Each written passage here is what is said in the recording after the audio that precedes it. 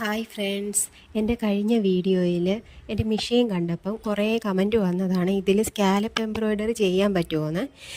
ഇത് ചെയ്യാൻ പറ്റുമെങ്കിൽ ഞാൻ ഇതുവരെ ചെയ്തൊന്നും നോക്കിയിട്ടില്ല. അപ്പോൾ ഓർത്ത് ഒന്ന് ചെയ്ത് നോക്കാം, അതിൻ്റെ കൂടെ നിങ്ങളെ കൂടെ ഒന്ന് കാണിക്കാമെന്ന് ഓർത്ത്. ഞാനിപ്പോൾ അതിനായിട്ട് സെലക്ട് ചെയ്തിരിക്കുന്ന സ്റ്റിച്ച് ഇതാണ്.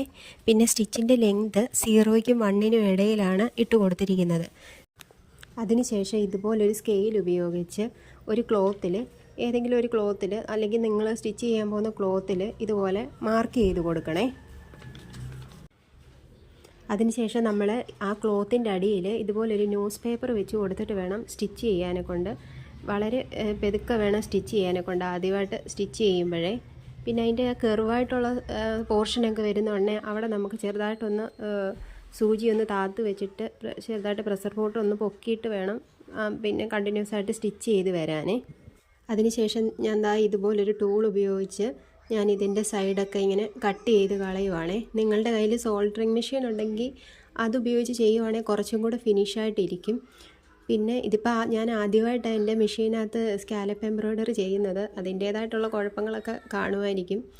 എന്നാലും എനിക്ക് തോന്നുന്നു കുറേ പ്രാവശ്യം നമ്മൾ ഇത് ചെയ്ത് പ്രാക്ടീസ് ചെയ്ത് കഴിയുമ്പോൾ നമുക്ക് നന്നായിട്ട് ചെയ്യാൻ പറ്റുമെന്ന് തന്നെയാണ് തോന്നുന്നത്.